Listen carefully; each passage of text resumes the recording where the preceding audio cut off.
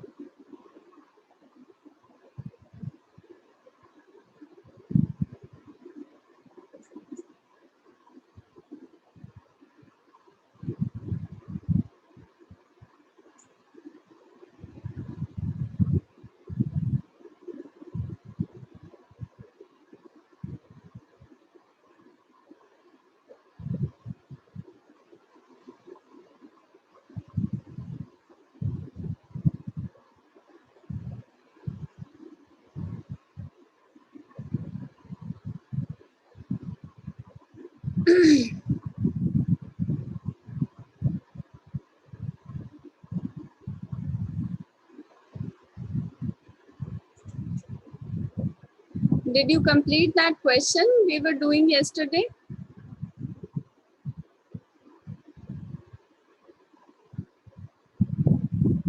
Are you able to complete that question?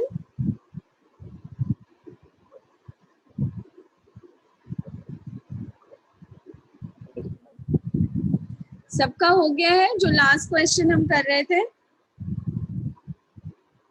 Yes, ma'am. Okay.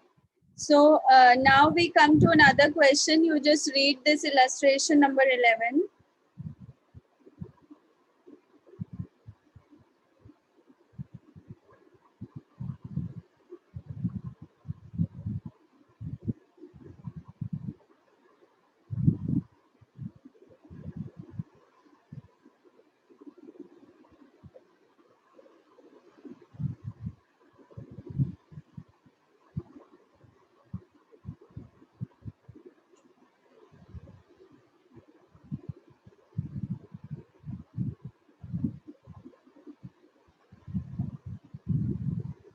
The product of a manufacturing concern passes through two processes A and B and then to finished stock. It is ascertained that on the basis of the past experience, in each process, 2% of the total weight put in is lost and 10% is scrapped, which from process A and B realizes 100 per kg and rupees 150 per kg respectively. The process figures are given below. You are given the details of process A and process B. Material consumed in process A is 1000 kg. The cost of material is rupees 120. And then we have the wages and then manufacturing expenses. और इसका जो output होगा आपका process A का, उसके regarding आपको एक information दी हुई है कि जितना भी आप total weight डालते हो उसका 2% जो है वो loss हो जाता है. So this becomes your normal loss, क्योंकि आपको पहले से पता है, जो चीज़ हमें पहले से पता होती है, that is something normal and we expect it to happen, that इतना loss हो जाएगा 2% का. तो ये आपका 2% जितना भी वजन आप डालते हो इनपुट का, उसका 2% loss हो जाता है. And 10% is scrap. Scrap का क्या मतलब होता है? Now scrap means जो बचा कुचा बच जाता है, जैसे कई बार पूरा मटेरियल पूरा नहीं यूज होता, उसके कुछ पीसेस बच जाते हैं जिसका कोई काम नहीं होता, उसको हम स्क्रैप बोलते हैं. जैसे आपने कपड़े से कोई गारमेंट बनाया, तो उसकी कटिंग्स बच जाएंगी। ऐसे लेदर का कोई प्रोडक्ट बनाया तो उसकी छोटी छोटी कटिंग्स बच जाएंगी। जब आप एक शेप काटते हो तो साइड वाला वेस्ट हो जाता है, तो उसको हम स्क्रैप बोलते हैं। तो जो स्क्रैप है वो पहले प्रोसेस में भी है और दूसरे में भी है, और उसको आप बेच सकते हो। तो जैसे कुछ और कंपनीज होती हैं वो उसको कहीं पे स्टफ कर देते हैं, जैसे खिलौनों में वो बचे हुए कपड़े भर के वो स्टफ टॉयज बना देते हैं या समथिंग लाइक दैट। तो कुछ इस तरह की स्क्रैप को दूसरी इंडस्ट्रीज को आप सेल कर सकते हो। तो यहाँ पर जो स्क्रैप है प्रोसेस ए का वो बिकेगा ₹100 पर केजी पे, और प्रोसेस बी का जो स्क्रैप है वो बिकेगा ₹150 पर केजी पे। ठीक है, तो एक नई चीज आई है लॉस के साथ, यहाँ पे हमारे पास स्क्रैप भी है। So you have to see that also how we are going to show the scrap। ठीक है, तो पहले तो आपको मीनिंग क्लियर होना चाहिए। लॉस का मतलब है वो तो खत्म हो गया, स्क्रैप का मतलब होता है जो बचा कुचा remains of the raw material है जिसको हम कुछ सस्ते रेट पर बेच सकते हैं। तो ए प्रोसेस का स्क्रैप जो है वो 100 पर केजी पे बिकेगा, और बी प्रोसेस का ₹150 पर केजी पे। Then the other details for process B are given here। process B में और भी material डालना पड़ता है यहाँ पे।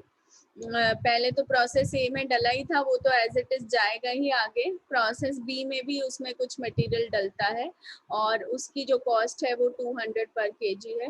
वेजेस है आपको दी हुई, और manufacturing expenses. You prepare the process accounts and show the cost of the output of each process and the cost per KG also. ठीक है, is the question clear to you? Question सबको समझ में आया है? राइट, सो इसको अभी हम देखते हैं हाउ टू डू दैट।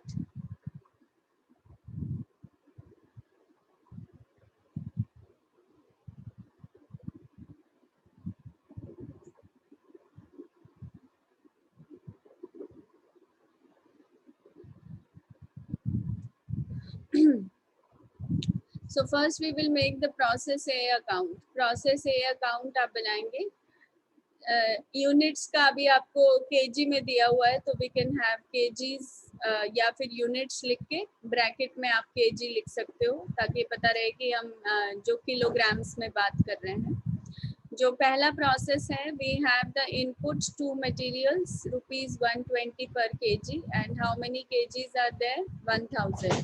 तो आपकी टोटल मिला के 1000 किलो का रॉ मटेरियल इसमें डलता है, और उसकी जो कॉस्ट है वो 120 रुपए पर किलो के हिसाब से 1,20,000 है। So we put that here and then उस पे वेजेस लगेंगी 17,500 and manufacturing expenses 5,380। so now we have a cost on the debit side। now we look on the credit side में हम देखते हैं कि ये जो इनपुट डला था 1000, क्या वो आउटपुट के फॉर्म में आपको मिल रहा है या उसमें कोई लॉस हो रहा है? तो एक तो आपको सीधा ही गिवन है कि 2% का लॉस है हमें, तो 1000 का 2% कितना हो जाएगा? 2% of 1000 is 20। not 200 is 10%। no sorry, 200 is 20% rather। yes, 1000 का 2% है, so 2% is 20। ठीक है, ठीक है, तो इतना लॉस हो गया। then we have just a minute।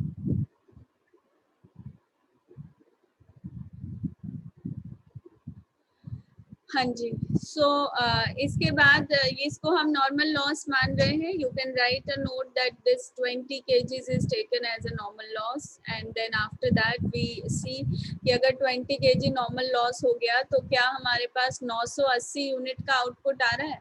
अगर 20 रुपए का लॉस हम एक्सपेक्ट कर रहे हैं तो 980 आना चाहिए आउटपुट। लेकिन आपको एक और चीज गिवन है दैट 10% इज स्क्रैप।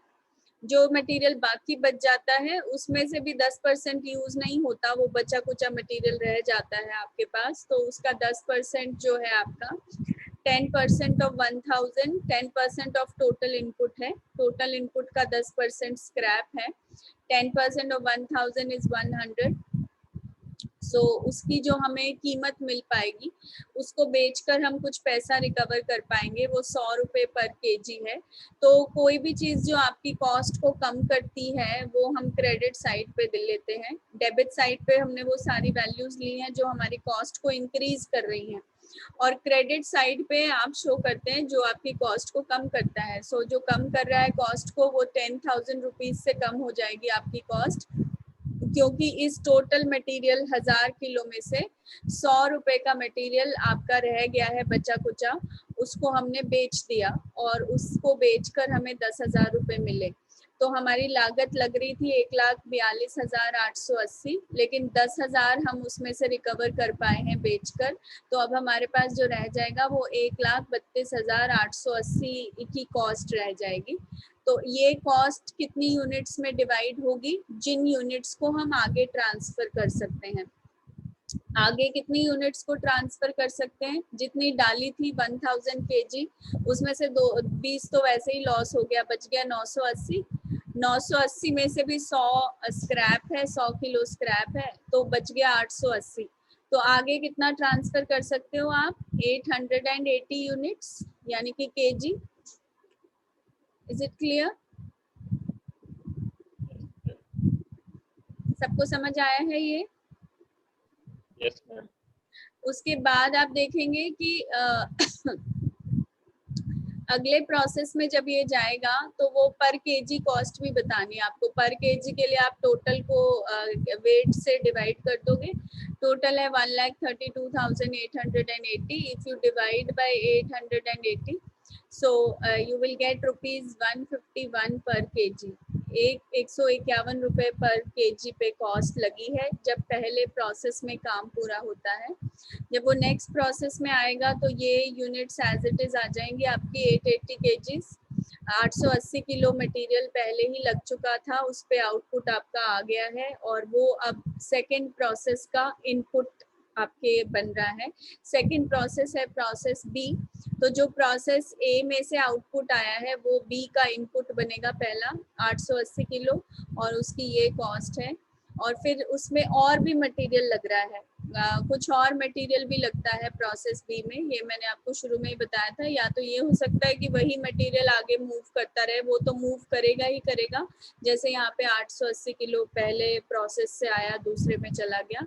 फिर ये भी हो सकता है कि दूसरे प्रोसेस में कुछ और मटेरियल उसमें ऐड हो, तो उसका अगर आपको अलग से वेट दिया हुआ है तो वो उसमें जुड़ जाएगा। तो 880 किलो यहाँ पे पहले से था, दूसरे जो प्रोसेस में मटेरियल लगा है वो 70 किलो कुछ और मटेरियल ऐड हुआ है, तो वो 70 किलो यहाँ पे ऐड हो गया।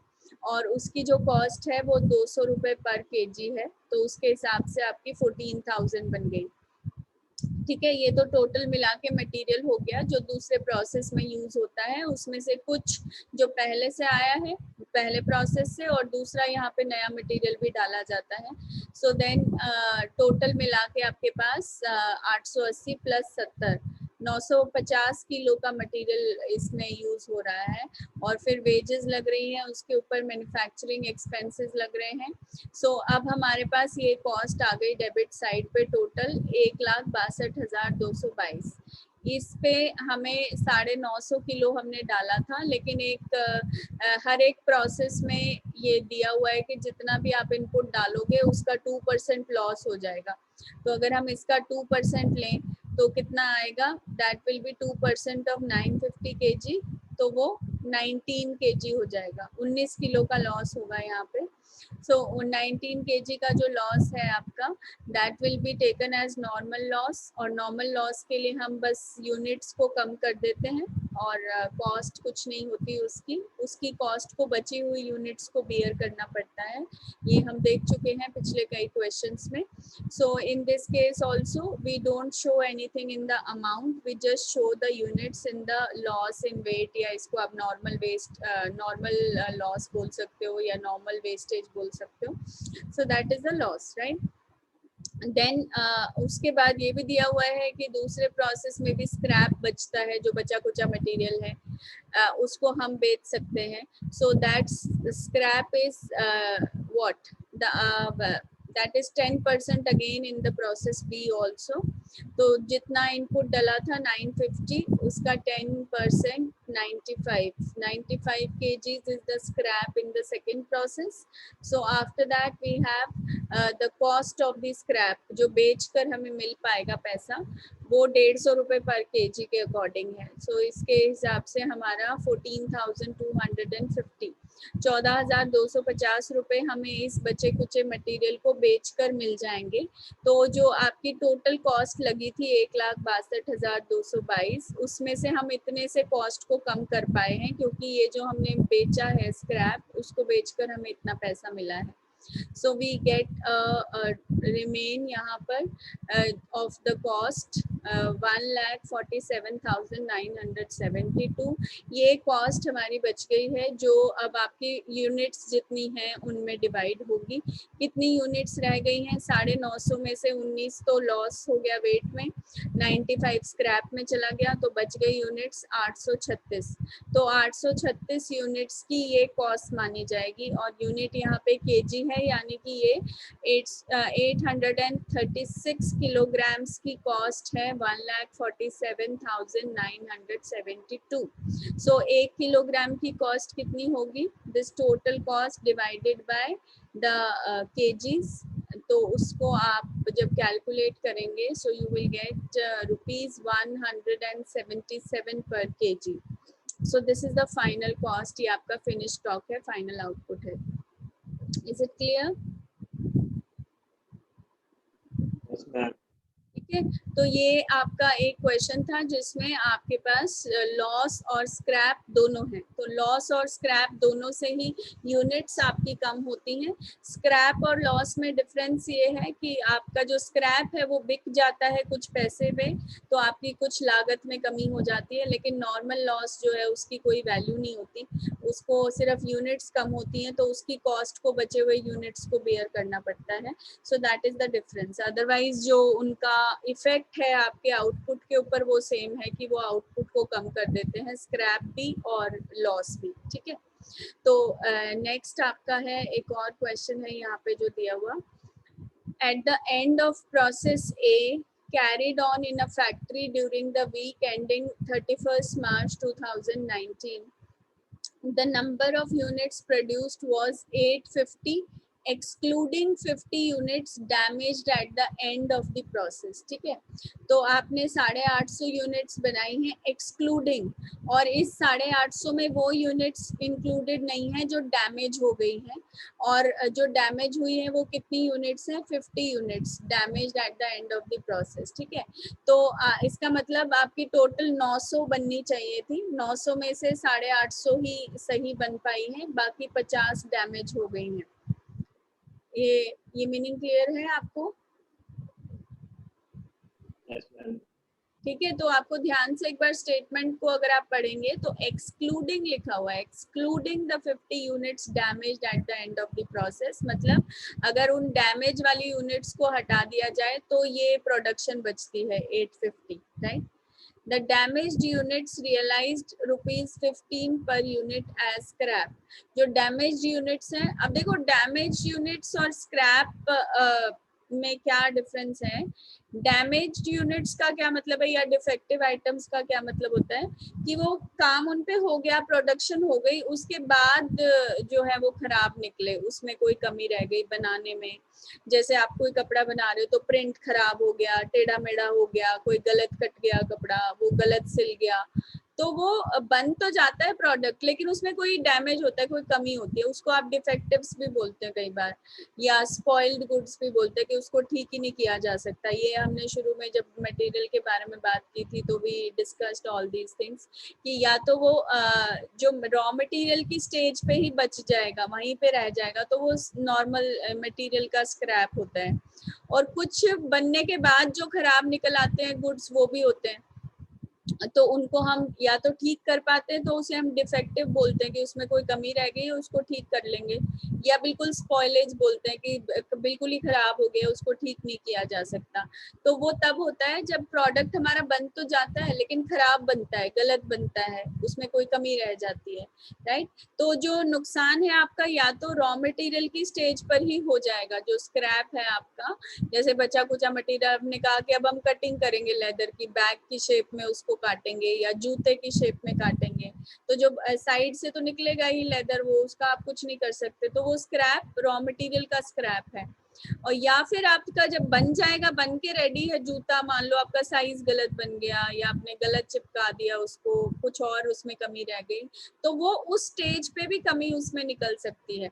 तो that is the damaged goods या डिफेक्टिव्स या स्पॉइलेज। वो डिपेंड करेगा कि आप उसको क्या बोलोगे, डिपेंडिंग ऑन कि उसमें कितनी कमी रह गई है। अगर उस कमी को हम ठीक कर सकते हैं तो हम उसे कई बार डिफेक्टिव बोलते हैं कि इसको डिफेक्ट तो है उसमें लेकिन ठीक किया जा सकता है, या फिर बिल्कुल ही स्पॉइल हो जाता है, उसमें कुछ बन गया और आप उसका कुछ नहीं कर सकते, तो that is a spoilage, right. So यहाँ पे आपको जो दिया गया है वो ये है कि जो ये लास्ट प्रोसेस है आपका, एंड ऑफ द प्रोसेस, ये जो यूनिट्स हैं डैमेज्ड यूनिट्स हैं, जो यूनिट्स आपकी खराब हो गई, तो हम उसे ठीक करने की बजाय हम उन्हें सस्ते में बेच रहे हैं। The damage units realise ₹15 per unit as scrap, right. तो वो भी एक तरह का स्क्रैप ही है जो हमारे लिए किसी काम का नहीं है, जो डैमेज्ड यूनिट्स है, तो हम उसे ठीक करने के बजाय उसे सस्ते में बेच देते हैं। वी फाइंड इट बेटर कि इसको हम कम रेट पे बेच दें, और वो जो रेट है that is ₹15 per unit. The normal wastage of 10% occurs during the process. The wastage realized ₹4 per unit. और normal wastage आपकी होती है वो ₹4 में आपकी जो normal waste वाला material है उसको भी आप बेच पाते हैं, right? So a normal wastage of 10% occurs during the process and this wastage realized ₹4 per unit. तो वेस्टेज की भी यहाँ पे वैल्यू है कि जो आपके वेस्ट हुआ है मटेरियल वो आपका या तो वेट में लॉस होता है, तब तो आप उसको बेच नहीं पाते, लेकिन अगर वैसे वेस्ट होता है तो उसका वो रहेगा आपके पास, तब आप उसको चाहें तो अगर पॉसिबल है तो कुछ बहुत सस्ते रेट पर उसको बेच सकते हैं। तो वेस्टेज की हो सकता है कि रियलाइजेबल वैल्यू हो और हो सकता है कि ना हो। तो अभी तक तो हमने जितने भी क्वेश्चन किए हैं उन सब में लॉस इन वेट था कि भाई 100 किलो डाला तो 20 खत्म हो जाएगा, तो जब खत्म ही हो गया तो उसको हम बेच नहीं पा रहे। ऐसा हो सकता है कि वो 20 किलो रहे आपके पास लेकिन वो उसको आप यूज ना कर पाओ या वो वेस्टेज है, तो उसकी रियलाइजेबल वैल्यू हो सकती है। तो अगर रियलाइजेबल वैल्यू है तो मीनिंग उसका वही है कि आपकी कॉस्ट को कम कर देगा। जब किसी भी लॉस की रियलाइजेबल वैल्यू होती है तो वो इतनी यूनिट्स गई तो आपके पास से, लेकिन उसको बेचकर आप कुछ पैसा रिकवर कर पा रहे हो, बेशक वो बहुत थोड़ा अमाउंट है लेकिन you are able to recover something. तो जो आप रिकवर कर पाते हैं उतने से आपकी कॉस्ट कम हो जाती है। सो वो आपको क्रेडिट साइड पे, जैसे यहाँ पे हम सब में ब्लैंक शो कर रहे हैं वेस्टेज या लॉस करके, वहां पे उसकी कुछ वैल्यू होगी, ठीक है। So then we have a unit of raw material cost ₹10. एक raw material की unit की cost ₹10 है। The other expenses for the week were as follows. ये आपको एक हफ्ते की ही details दी हुई है क्योंकि आपको starting में दिया था ड्यूरिंग द वीक एंडिंग 31 मार्च, जो हफ्ता 31 मार्च 2019 को एंड हो रहा है उस हफ्ते की डिटेल्स आपको दी हुई है। So on the basis of this you can see, I will just share that another PDF, this document with you.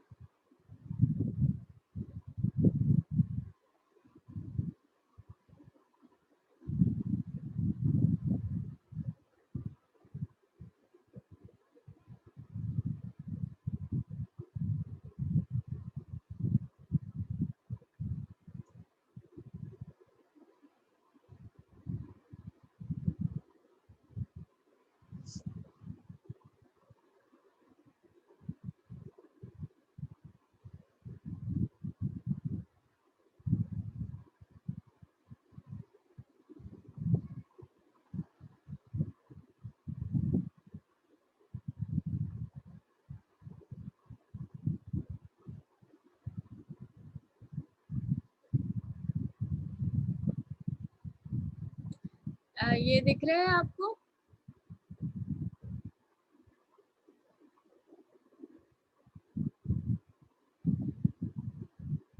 Can you see this? Yes, ma'am. सो ये उसका आगे का पार्ट है. 40% of the output is sold so as to show a profit of 16.2/3% on the selling price. The rest of the output is transferred to process B. Process prepare the process A account. आपको सिर्फ एक process का account बनाना है. So you just see again आपको जो profit है जो इसमें से इस प्रोसेस का कुछ आउटपुट तो आप बेच देते हो और कुछ अगले प्रोसेस में ट्रांसफर कर देते हो, राइट. कई बार ऐसा भी होता है कि जो हमारा एक प्रोसेस का आउटपुट होता है वो भी बिक जाता है. किसी और यूनिट में मे बी वो as a raw material use हो रहा हो तो उसको वो दूसरी यूनिट या इंडस्ट्री खरीद सकती है. तो हमेशा आपका वैसे तो फिनिश्ड प्रोडक्ट बनाने के लिए सभी प्रोसेसेस से होकर गुजरना पड़ेगा आपके मटेरियल को, तब जाके वो फाइनल आउटपुट बनेगा. लेकिन कई बार ऐसा होता है कि जो एक प्रोसेस का आउटपुट है वो भी कहीं और हम बेच सकते हैं चाहे तो यहाँ पे वो सिचुएशन आपको दी हुई है कि जो आउटपुट है प्रोसेस ए का उसमें से 40% तो बेच देते हैं हम. और कैसे बेचते हैं? 16.2/3% on the selling price profit उस पे चार्ज करके. And rest of the output is transfer to process B. और बाकी का बचा हुआ आउटपुट प्रोसेस बी में ट्रांसफर हो जाता है. So you have to prepare the process A account. ठीक है, तो इस क्वेश्चन को एक बार आप फिर से देखिए. जो स्टार्टिंग से हमने इसमें कहा था वो क्या है कि हमने इनपुट जो डाला है उससे जो आउटपुट आता है that is 850 units excluding the damaged unit. Damaged units को हटाने के बाद था वो. तो इसका मतलब जो टोटल आउटपुट आपका है वो 900 यूनिट्स होगा. यस और नो? है ना, Yes, ma'am. राइट. तो 900 यूनिट्स का अगर आउटपुट हमारा बनता है उसमें से 50 डैमेज्ड आउटपुट है. जो सही यूनिट्स हैं वो 850 है और जो डैमेज्ड यूनिट्स हैं दे आर 50. सो टोटल मिला के 900 यूनिट्स बनी है. And now you were given कि अभी वो वाला मुझे दोबारा शेयर करना पड़ेगा. I am not doing that. I will just read out again from this ताकि आपको एक बार दोबारा से वो क्वेश्चन मैं पढ़ के बता रही हूँ. सो आपकी जो लाइन गिवन थी वो ये थी. At the end of process A carried out in a factory during the week ending 31st March 2019, the number of units produced was 850 excluding the 50 units damaged at the end of the process. तो damaged वाली units को हटाने के बाद 850 units बनी थी. तो total मिला के 900 units बनी थी, वो हमने यहाँ लिख दिया. Then the damaged units realized ₹15 per unit as scrap. ये जो damaged units हैं इनको हम बेच पा रहे हैं 50 units को 15 रुपए पर यूनिट के हिसाब से. And a normal wastage of 10% occurs during the process. The wastage realized ₹4 per unit. ठीक है, और आपको ये दिया हुआ है कि जितना भी आपका इनपुट आप डालते हो किसी भी प्रोसेस में, इस प्रोसेस में जब भी हम इनपुट डालते हैं तो उसका 10% वेस्ट हो जाता है. इसका मतलब 90% ही हमारे पास आउटपुट आता है. यस, इसका मतलब यही हो गया ना. अगर हम 100 यूनिट डालें और उसमें से 10% वेस्ट हो जाए तो हमारे पास 90 आएगा ना. तो जो 90 हमारा आउटपुट है वो इनपुट का 90% है. इनपुट 100 था तो 100 में से 90 हमारे पास आउटपुट आएगा और 10% लॉस हो जाएगा, वेस्ट हो जाएगा. तो जो ये रिलेशन आपको दिया हुआ है उसके अकॉर्डिंग आप ये बता सकते हो कि अगर 900 यूनिट्स हमारे पास फाइनल आउटपुट आया है तो 900 मतलब ये 90% है किसी वैल्यू का. जो फाइनल आउटपुट आता है वो वेस्टेज होने के बाद आता है. तो वेस्टेज होने के बाद जो हमारे पास आउटपुट आया है वो 10% की वेस्टेज के बाद आया है. तो ये that means this is 90% of something. तो ये 90% अगर है तो आपका टोटल जो इनपुट कितना डला होगा, क्या आप ये बता सकते हो? Yes, ma'am. राइट। तो ये हमारा जितना भी इनपुट डला है उसका 90% है। तो 90% अगर 900 है तो 100% कितना हो जाएगा? हाँ, सो इनटू 100 डिवाइडेड बाय 90,